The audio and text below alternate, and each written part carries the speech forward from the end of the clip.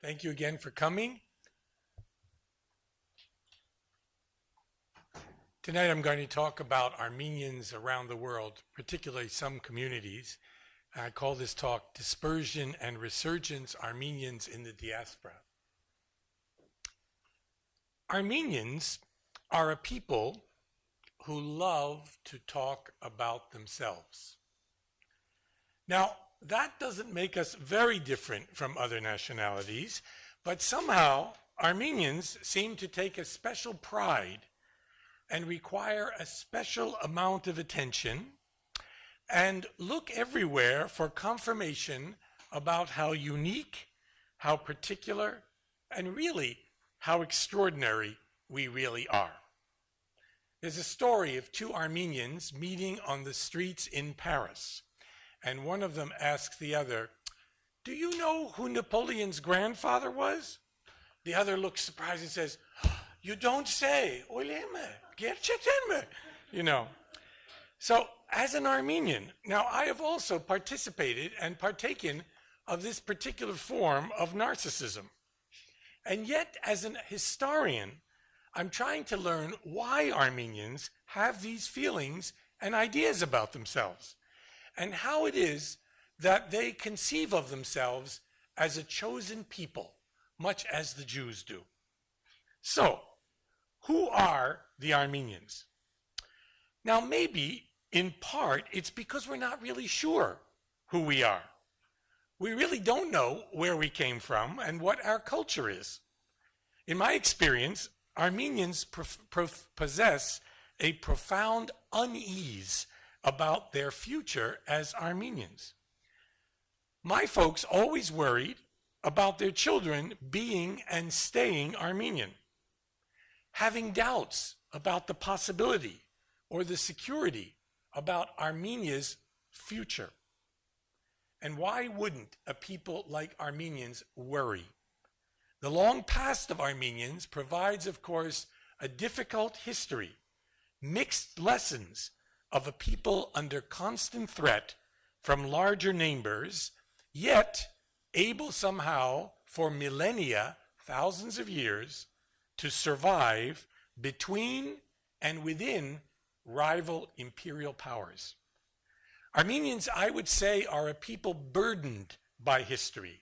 Sometimes we have too much history. A history, sadly, that many Armenians do not know well, and it's even that lack of knowledge that provides some more anxiety.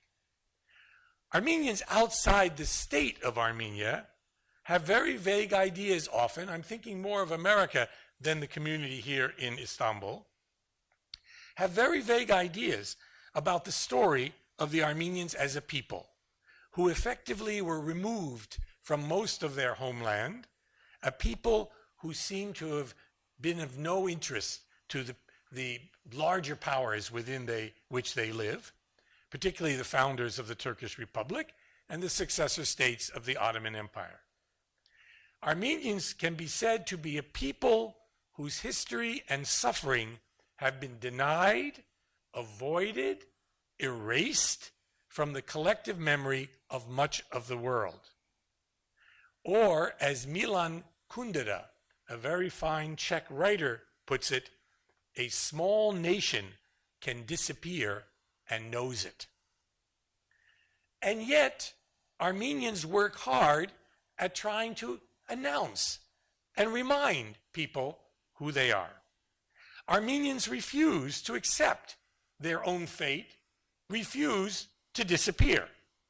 Or, as the American Armenian writer William Saroyan put it, I'm quoting now, "I should like to see any power of the world destroy this race, this small tribe of unimportant people, whose wars have all been fought and lost, whose structures have crumbled, literature is unread, music is unheard, and prayers are no more answered. Go ahead, destroy Armenia. See if you can do it. Send them into the desert, without bread or water, burn their homes and churches. Then see if they will not laugh, sing, and pray again.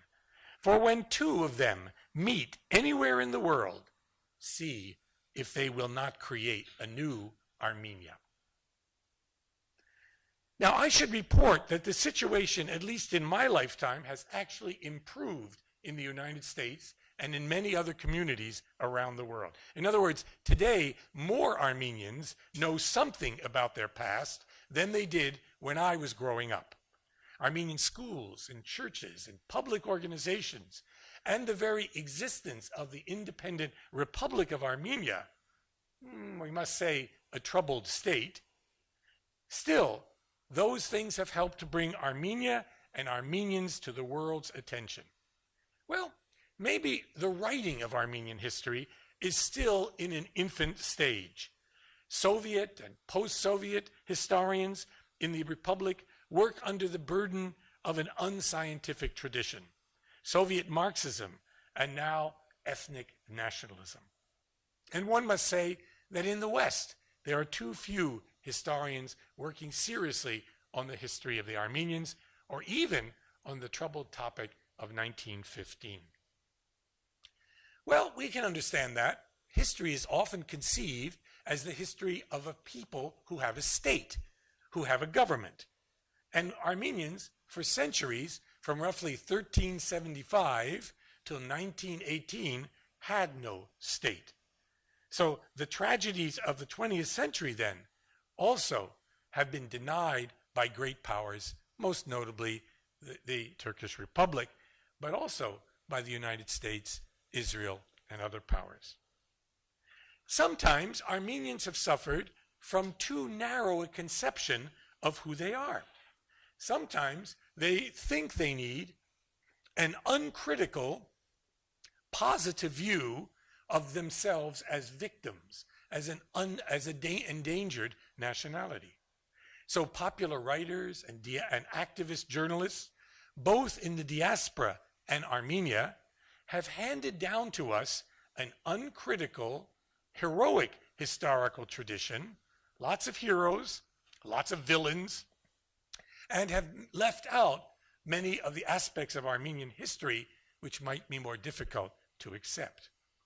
Criticism has been avoided because it might aid ever-present enemies. And certain kinds of inquiry, of investigation, have been shunned as potential betrayers of the national cause. As a people scattered in dozens of countries and living in permanent danger of assimilation or acculturation, if not annihilation, the Armenians in the last 200 or so years, in the 19th and 20th centuries, probably further back, have been engaged in an unending discussion of what constitutes an Armenian. And it's that discussion that I want to talk about tonight. The way in which the very search for what is Armenian and what you might think isn't is what keeps the nation alive. What is far less problematic for larger nations who have their own state institutions has been central to the discourse of modern Armenians. So we keep asking, what's Armenian? What's not? Who's in the group? Who should be excluded? Is this historic people to be defined by its ancient language, which many who call themselves Armenians can no longer use? Or is it their unique Christian faith, which many don't bother practicing anymore? Is it a sense of history, national consciousness that we share? Or is it a way of life, even though we live in dozens, if not hundreds, of different countries? Or are there some shared values that we can look to for answers to these questions of what makes an Armenian? Now, we know that many centuries ago, 2,000 years ago, there was a large kingdom of Armenia. It didn't last long, but it was certainly there under the great king Tikran the Great, Metzen Tikran. The question has already been posed by many Armenians, and the answer is already known who we are. Armenians will say sometimes, we are just the same people that lived in this kingdom, same people.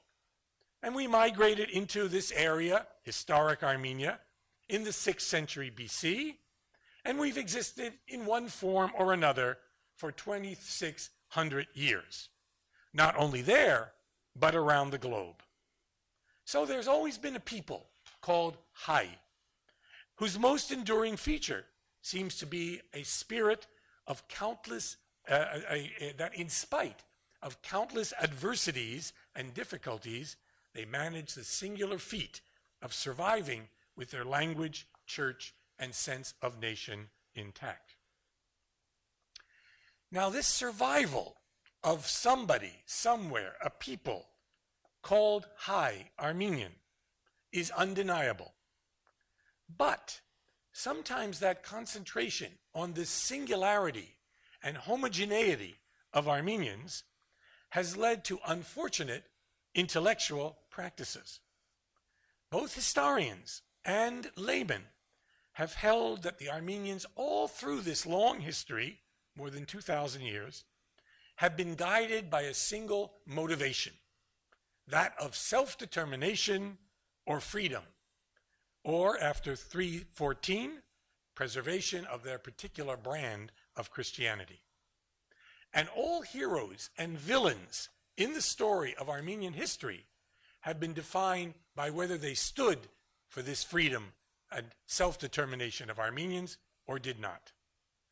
So in other words, for most people often, there's a single, explanatory formula for all of Armenian history, a unifying theme or purpose that links the Urartians to Tigran the Great, all through the time of the Bagratids, Cilician Armenia, the genocide of 1915, and Soviet Armenia to post-Soviet Armenia. I would argue that this is impossible, that a single goal of Armenians for three millennia simply did not exist, that this is a literary conceit, not an accurate description of what for historians is a much more complex and uneven and fragmented history.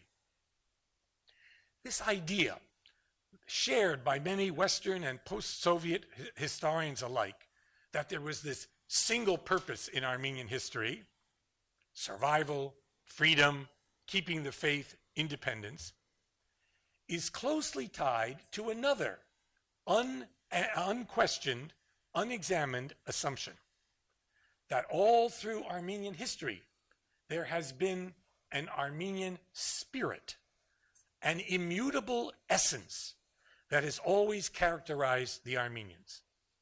The very constancy that makes up the Armenian nature in such account, I believe, is reading back the present into the past, the national consciousness that may now exist into the whole of history. Here, a simple historical teleology moving toward a single goal, freedom of the nation. A foreordained presence, the making of a modern Armenian nation, is seen as this constant theme all through all of these ages. But let's think of Armenians through the ages and how different they were in different times and different places. Armenians are set against the non-Armenian, the other, the Odar, the outside world. And they're left out, and what is not considered are the ways Armenians have at different times in different places been different from one another, even at the same time.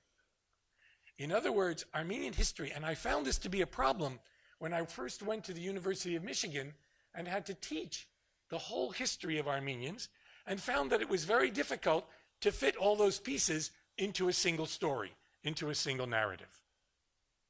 There were Armenians, at some times, who preferred the Armenian National Church, the Gregorian Church, the Apostolic Church.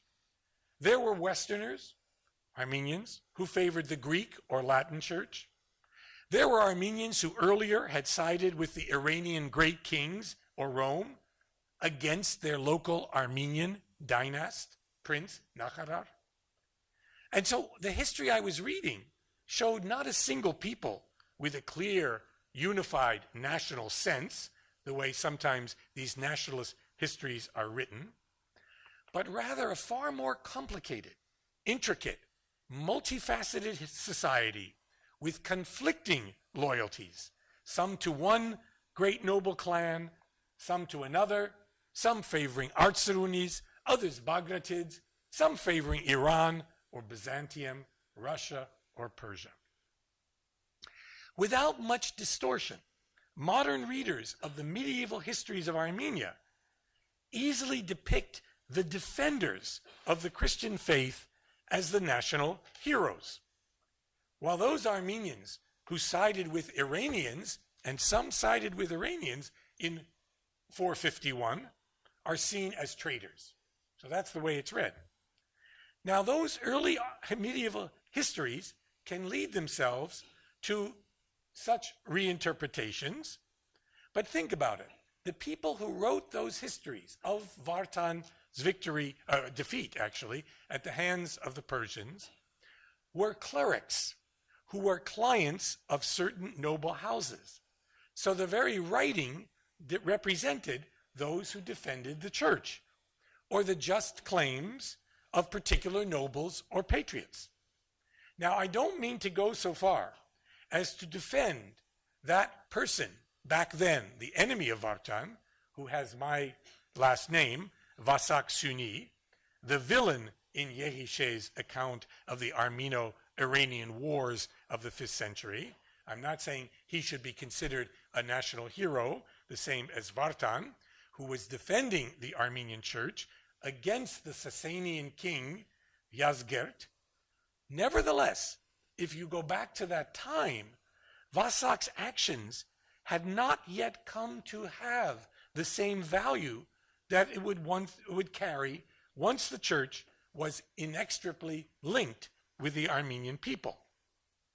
If you look closely at 451, you might see that different dynastic houses, different Nachararuchuner, in that complex social system of 5th century Armenia, in which loyalties moved back and forth between these houses and between the empire of Persia and Byzantium, then the claims of a specifically Armenian versus Persian loyalty are less demanding, less imperative than they would become later in the 19th and 20th centuries, when a more nationalist history would be written. So what we see is two different views of Armenian history fighting each other. One you could call the essentialist view. That is, Armenians have always been and everywhere possess a core of simple, discernible, ethnically determined qualities. That's the basis of much Armenian nationalism, the basis of political ideology of political parties, the continuous existence of the Armenians as a historic people that originated in the Armenian plateau. And that, of course, arms the Armenians with a claim to self-determination, nationhood, and a historically sanctified claim to the territories that constitute Armenia. Because this view of Armenian history plays such an important political role for Armenians, as, by the way, the same kind of views play for Georgians, Azerbaijanis, Turks, Israelis, etc., any attempt to dispute this essentialist view, to decompose it into the collection of beliefs that I believe make up a more complex reading of this history, must be done with care and sensitivity, with full awareness that such an investigation can be perceived as an attack on the very soul of the nation. So you can see that this organic or essentialist view of history is important for Armenian nationalism. But there are costs for that view. And what that has led to, this essentialist view, has reinforced exclusiveness, ethnic isolation, and often divisiveness within the community.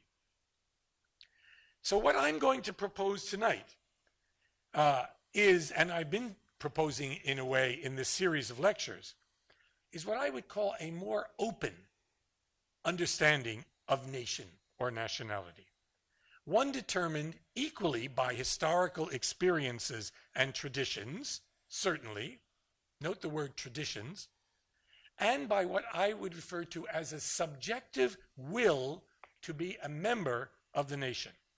So I'm distinguishing between this national essence or spirit, which I don't think stand up to historical analysis, though it may exist at different times, and what I'm calling a national tradition. The national tradition is a cluster, a bunch of beliefs and practices and symbols and shared values which have passed on from generation to generation, but have constantly been changed, modified, and reinterpreted over time. Parts of this historical tradition are appropriated by each generation for its own purposes.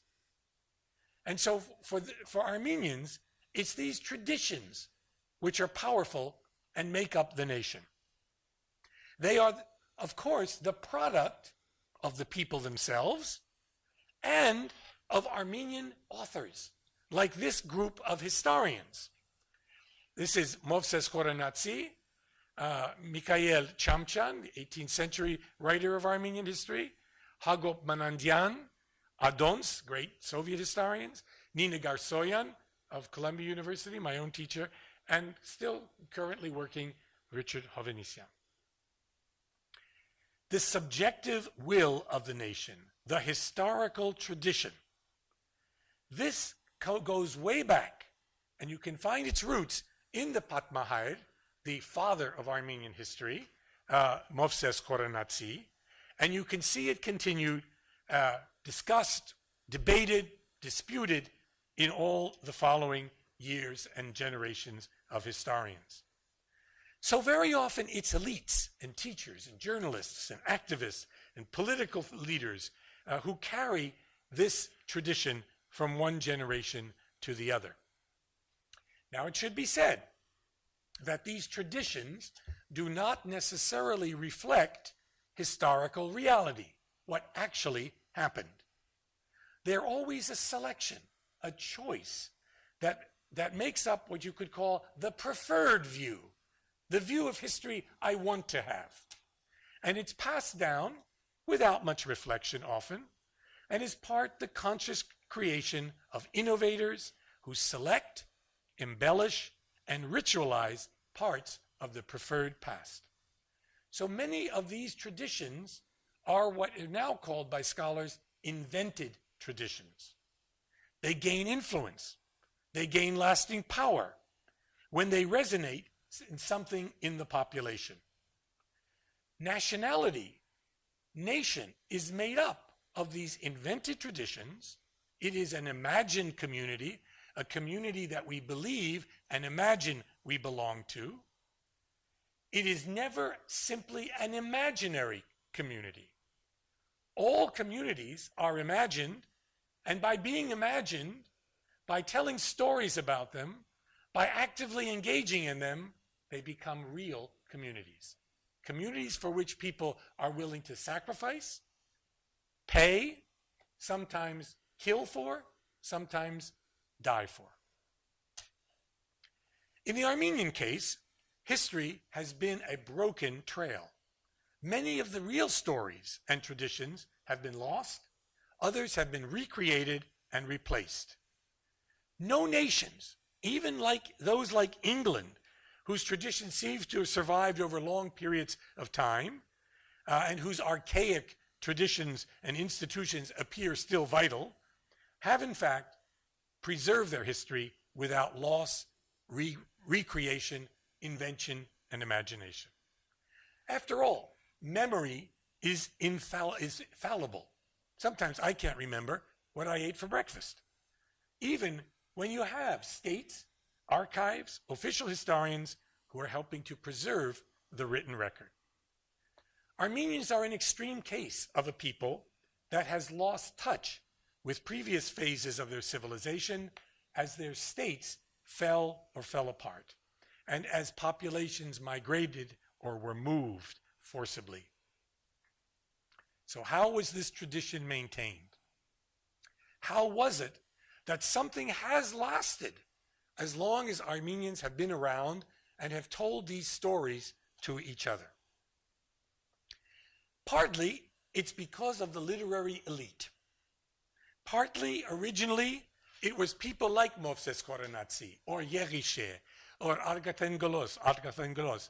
They were people who told these stories, and that became the center part of this tradition. It was clerics, it was the church that periodically rediscovered the ancient roots of the Christian people of Eastern Anatolia, of historic Armenia, and attempted to carry that knowledge forward. And this man is very important. You know who this is?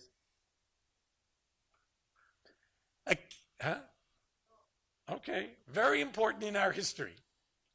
A key role was played by this man and a small number of Catholic monks in Venice and Vienna, the Mkhitaryists. These Mkhitaryists, in the 18th century, energetically revived Armenian learning when it had been nearly forgotten in historic Armenia itself. Now, they did not invent Armenian traditions by making them up. No. They reprinted the nearly inaccessible works of the early medieval Armenian historians, and then they wrote their own histories based on those works. Note that much of this invention and imagining of who the Armenians were, who they still are, came from these guys in the diaspora, outside of Armenia, in Venice and Vienna, far from the highlands of Van, Diyarbakir, Erzurum, wherever. By the way, for many nations, the diaspora is the source of their national imagination and nationalism. The importance of this recovery cannot be exaggerated. Though its efforts turned out to be far different from what Mkhitar and his monks thought, they wanted to create Catholic Armenians. They wanted to turn Armenians into Catholics. Their work didn't do that, not very much, but it did lay the foundation for the next generation of non-clerical, secular Armenian nationalist intellectuals. This new national understanding was built on particular sources that the national writers constantly shaped and reshaped. And the clerics gave new meaning to these old sources.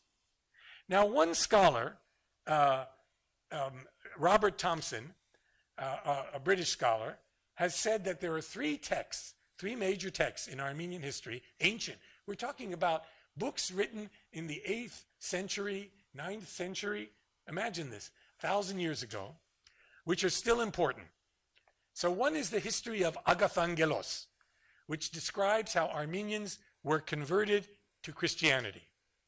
Then there's the history of Movses Khorenatsi, which describes the origins of Armenian nation, Haik, Bel, those legends. Then there is thirdly the history of Yerishe, which describes the Renaissance and resistance of Christian Armenians to the religious persecution by the Mazdaist Persians in the 5th century, Avarayr, 451. Other historians are also important. Pavstos Buzant, who describes 4th century Armenia and the conflicts between the church and traditional pagan society. By the way, it took a long time for Armenia to become Christian. You had to get rid of all those pagan Armenians who believed for 1,000 years in other gods, Anahit and so forth. But these three, Agathangelos, Movses Khorenatsi, and Yerishe, have a particular place in Armenian tradition as enshrining the received account of Armenian history. So what are these traditions that come from these great writers? One, Armenia is a small country, but of great antiquity, where many manly deeds have been performed. That's what Movses says. It is a nation, writes Agathangelos, converted to Christianity before others, where God's grace has been particularly manifested.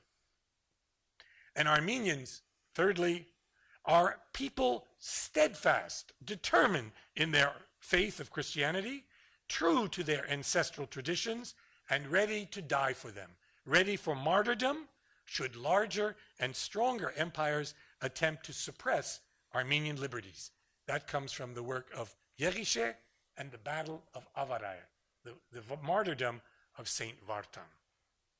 So these are very strong themes or traditions, convictions of Armenians. We are of ancient origin. We have value in history. We have a special historic role to play. And Movses put it this way, very modestly, I'm quoting now from this book, although we are a small country and very restricted in numbers, weak in power, and often subject to another's rule, yet many manly deeds have been performed in our land, worthy of being recorded in writing, unquote. And then he used the new Armenian alphabet, by that time about a couple hundred years old, and wrote this history. So, let's explore some of these traditions which have kept Armenians together. First of all, Armenians have held that they have a special claim in history because we are so ancient.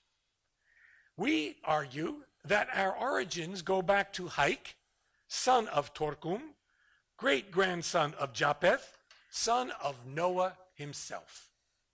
The very ark of Noah landed in Armenia, on Masis, Mount Ararat. I love that in Turkish it was called, I always get this wrong, Ara today, but pain before. What's pain? Yeah, it was called pain in Ottoman times, and now it's just heavy. Okay. So, the Bagratid kings, did you know that the kings, the Bagratunis, the kings of Armenia, different kings in different places, who fought with each other, by the way, didn't make a single Armenia. These guys believed they were descended from David of Israel. In other words, they believed they were Jews originally.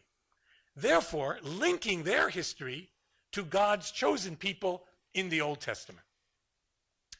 In their own view, Armenians were not just one Christian people, but they were the Christians of the first Christian state. Not just converts in the early 4th century, but the recipients of the word of God from Jesus' own apostles, Thaddeus and Bartholomew.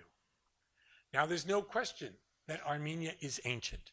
The first mention of Armenia is in 520 BC, Armina, in the descriptions of Darius I, the Shah of Persia, at Behistun. And it speaks there of the Persian king conquering the Armenians with great difficulty in 3 battles. Right?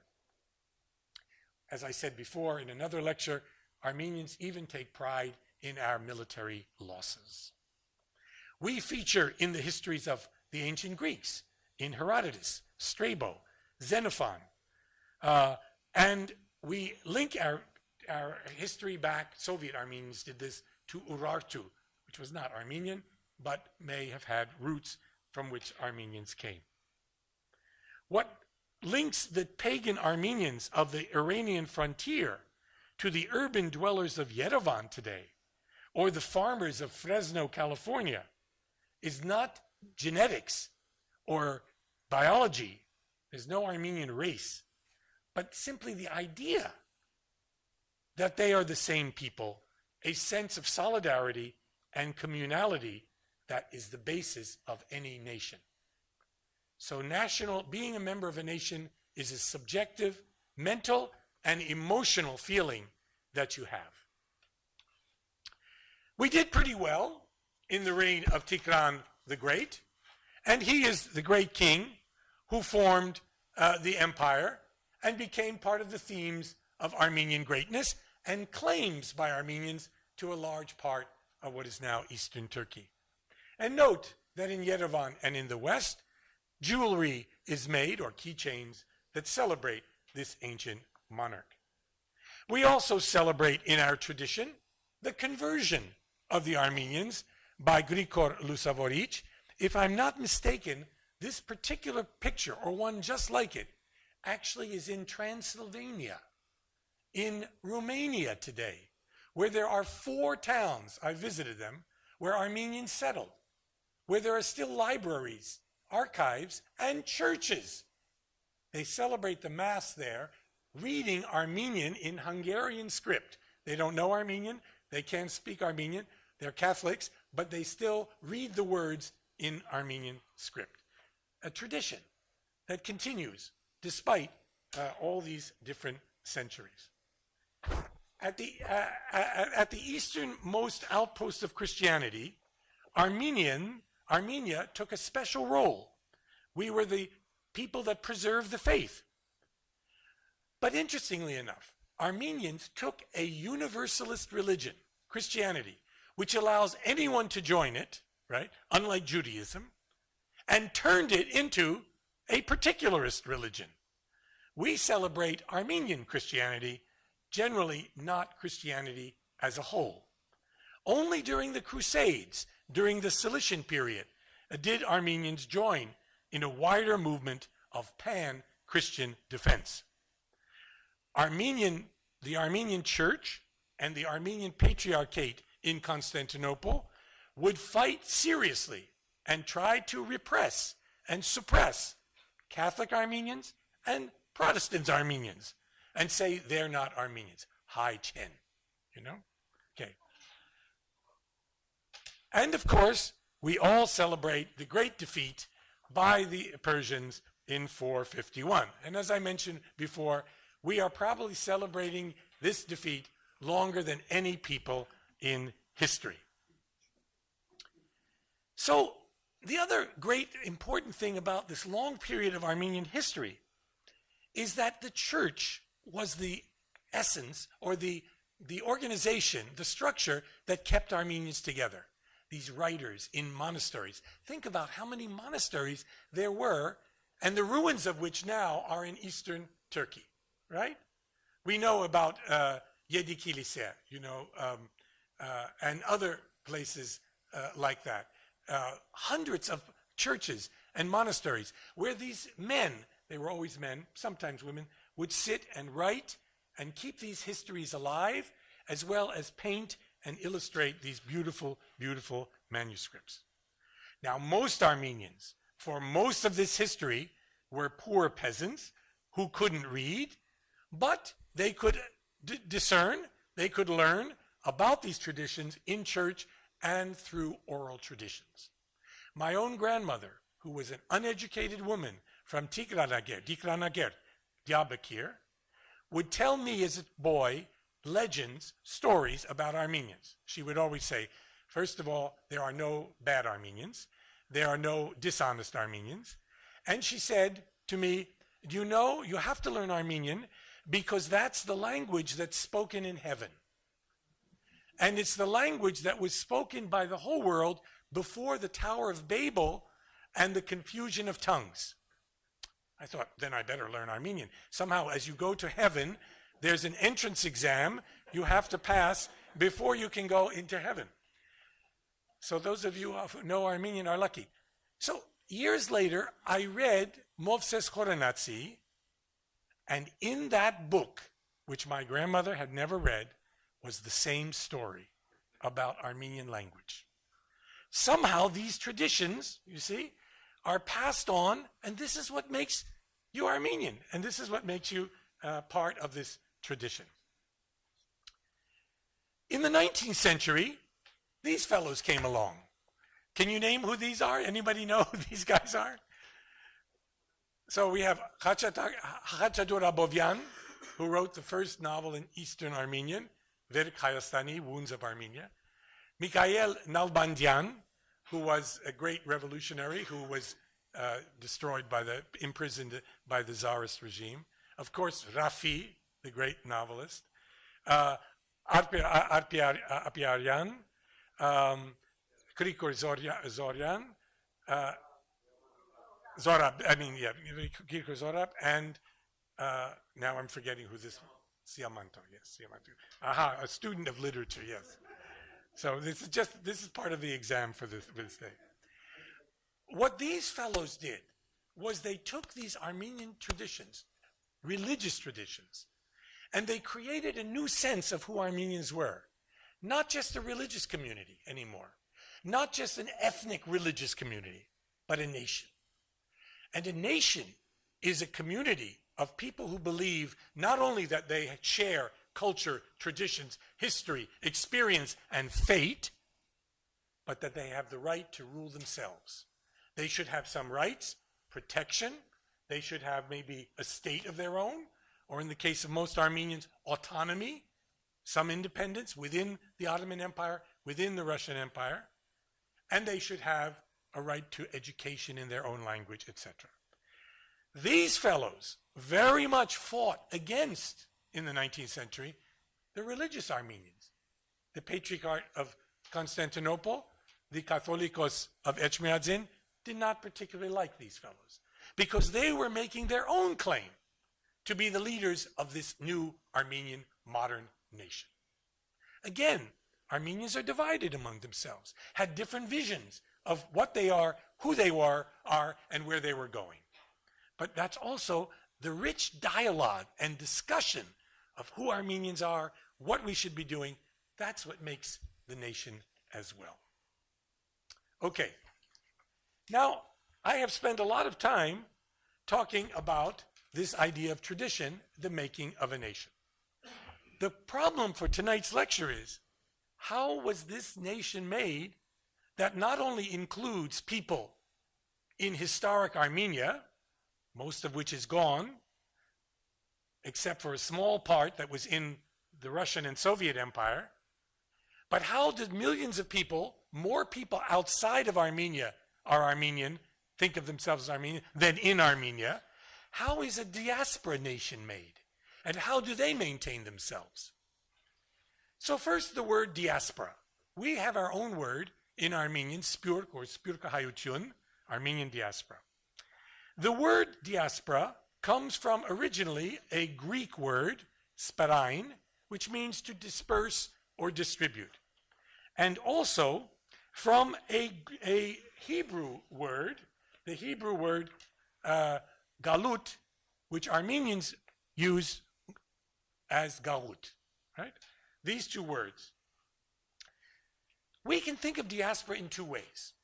You could say that diaspora are all the people outside of the homeland who for some reason or other we'll call Armenian.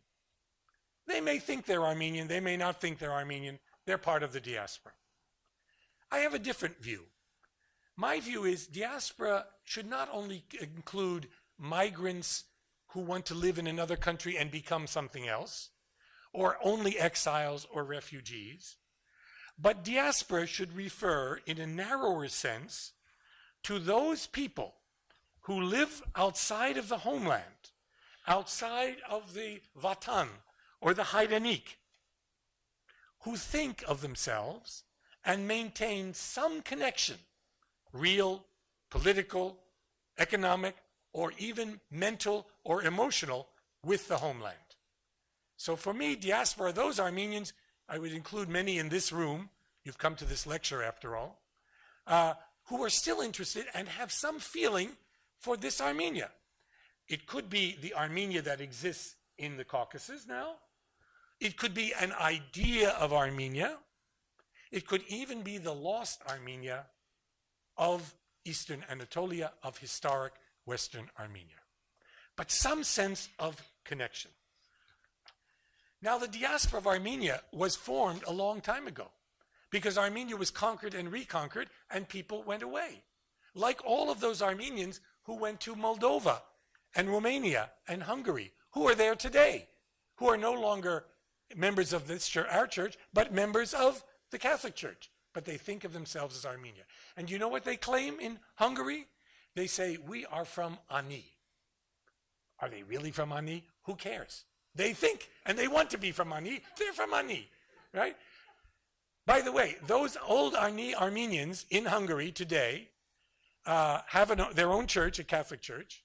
And you know what? There are now Hayastansis, Armenians from Armenia, who have come later to Hungary. They speak Armenian. They know Armenia. And what do these two groups do? Do they cooperate? Guess. No, they fight with each other. They fight with each other in part because the Hungarian government gives money to minorities. So if you can claim you're Armenian and a member of a minority, you can get money from the government, and each of them are competing for money from the Hungarian government. And so my poor friend Balint Kovac, who is the holder of the chair of Armenian studies at Pazmani Petru University, has to negotiate. Sometimes he has an event for one group of Armenians and doesn't invite the others. And then another time he has, does this sound familiar to you? And then he has a group for the other Armenians somewhere else. Now in the 20th century, here, by the way, is a picture of Cilicia, Cilician Armenia. Think about it. Cilicia was a kingdom around Adana and so forth, which was a diaspora kingdom. It wasn't in historic Armenia, but Armenians moved in the 11th century down, made a kingdom that lasted for several hundred years, from about 1080 until 1375. In the 20th century, a new Armenian state was formed. First, a republic led by the Dashnag Sutyun from 1918 to 1920, and then for the next 71 years, Soviet Armenia. The problem was, there was an Armenia, but it was not an Armenia that many Armenians in the diaspora recognized as their homeland. First of all, most of the Armenians from the diaspora were from the old Ottoman Armenia, not from the Caucasus. And secondly, this was a communist republic. So if you think about Armenian Zionism, that is returning to the homeland, that has always remained a minority movement. And even until the Karabakh movement and the earthquake of December 1988 and the declaration of Armenian sovereignty and independence in 1990, Armenians around the world were not facing and not accepting this Armenia as their own homeland. So in the 20th century, there were three different orientations or views about Soviet Armenia. Some people simply were Chezok. They were not interested. They stayed neutral. Most Armenians abroad were anti-Soviet, led by the Dashnag Sutyun. There was a small group. In America, they were called Harajdimakan, or Progressive Armenians. My own family was members of the Progressive Armenians. My grandfather was a member, and my father. And they believed in Soviet Armenia and supported it as much as possible. Now, the logic of that position of Harajdimakan would be Hayrenetar Sutyun, that is, return to Armenia. But very few went back, except for one moment in the 1940s when Stalin advocated and invited people back, and about 100,000 went after World War II to Soviet Armenia. It wasn't a very happy occasion. The first community I want to talk about in the diaspora is the Armenians of Lebanon. This is an extraordinary story. So Armenians came to Lebanon as refugees, as orphans, as people who had lost their lands in eastern Anatolia. Most of the people who came to Lebanon after the genocide were largely from Cilicia, Adana and that area, Marash and so forth. And most of them were actually Catholic, not apostolic Armenian. And they were eventually led by the Dashnag Sutyun, which formed its political party and its movement in that area. These tens of thousands of Armenians who were in Lebanon after the war were not homogeneous or united. They were divided linguistically, socially, and religiously. They were largely Turkish-speaking. There were more middle-class elements and a high percentage of Catholics and even Protestants among them. There were some from central Turkey who also spoke Turkish and knew little Armenian, and then, again, many of them were quite wealthy as well.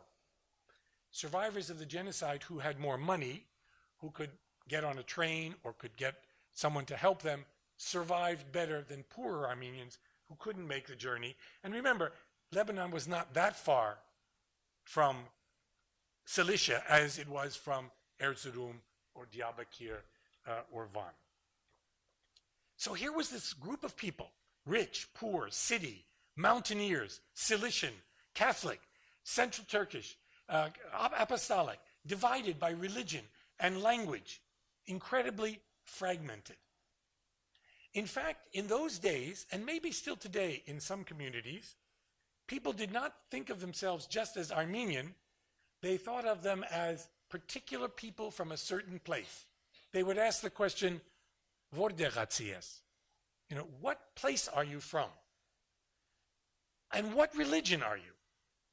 So one of the achievements of the Dashnags was to try to educate, form schools and communities as people left the refugee camps, left the orphanages, went to school, to try to tell them and teach them that they are all members of the same nation. The Armenian clergy tried to unify these Lebanese Armenians around the church, but they were resisted by the rival religious authorities. The French helped. The French were in charge of that area in Syria and Lebanon, and they simply determined that these people were Armenians, and they were different from the Greeks, the Maronites. They were different from the Arab Muslims. And so they were given special privileges, and Armenians began to see themselves as a special group. And the Dashnag Sutyun, who thought someday soon we will return to Yerevan and to Armenia, began to realize by the late 1920s and the 30s, there will be no Hayden Adar Sutyun. We're not going back. We should form a community here in Lebanon.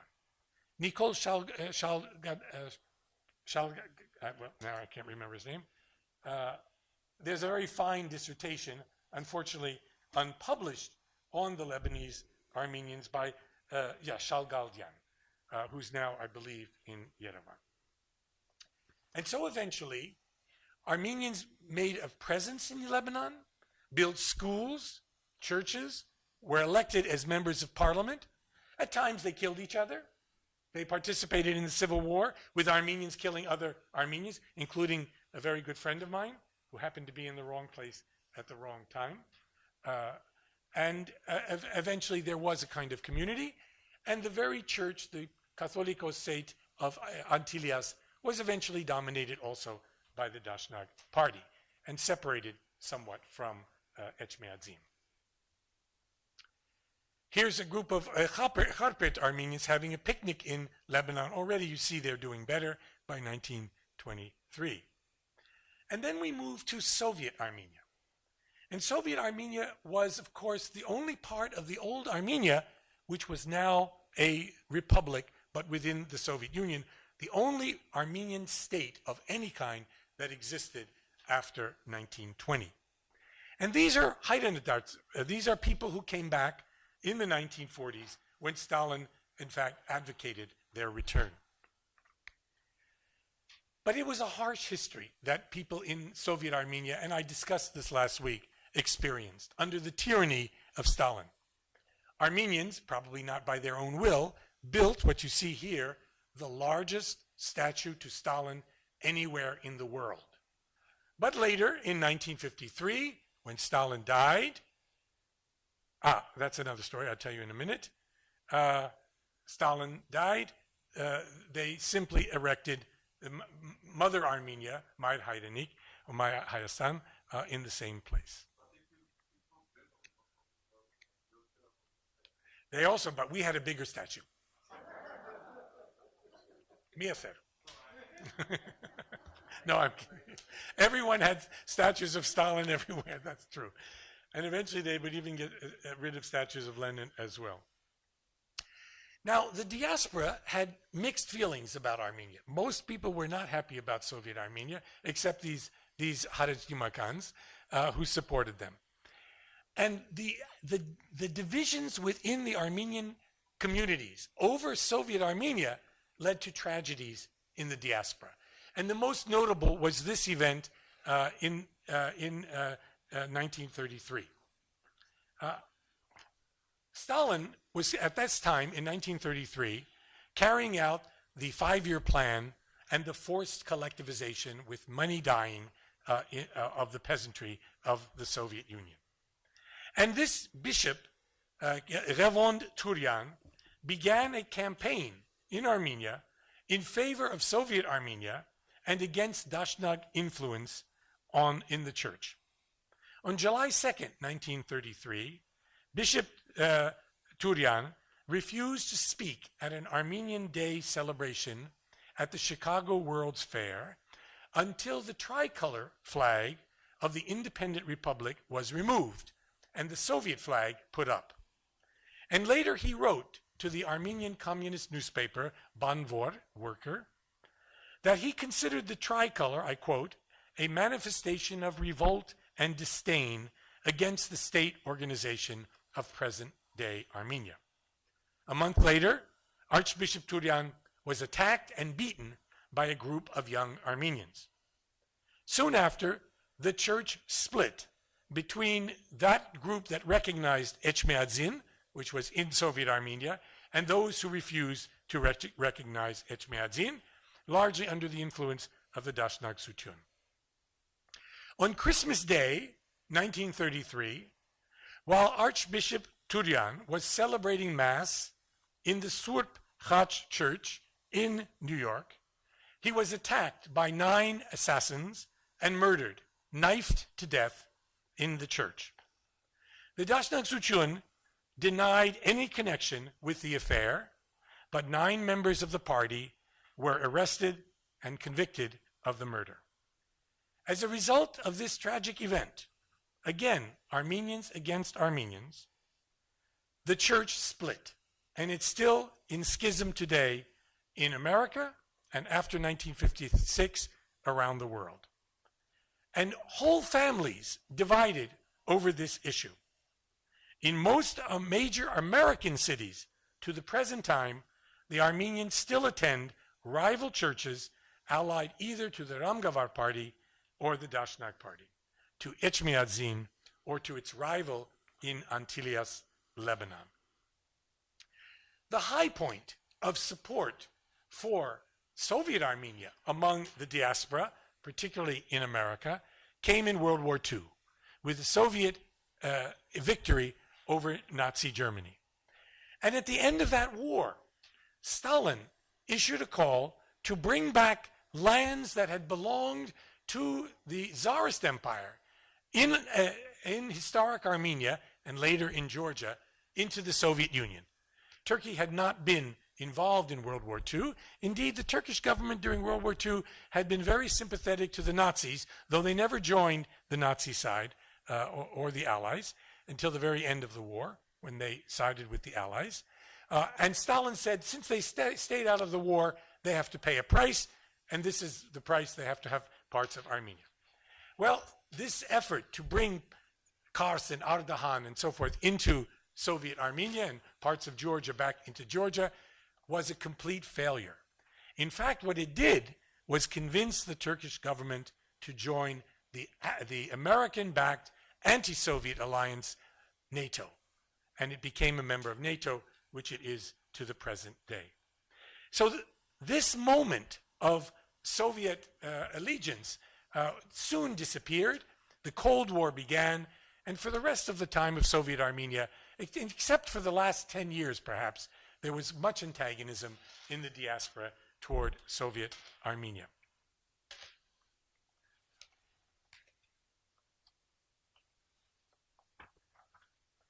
I must say that after Stalin's death, and particularly since the fall of the Soviet Republic, there has been a kind of reconciliation between the diaspora and the homeland of Armenia. Armenians in the diaspora have found ways to aid Armenia. Some few people returned to Armenia, not many. And there has been material support, money, etc., to Armenia itself. And yet there is also tensions that I will talk about next week when I talk about the last 25 years of Armenian history in Armenia and around the world. there have been serious tensions between the diaspora and between the state of Armenia.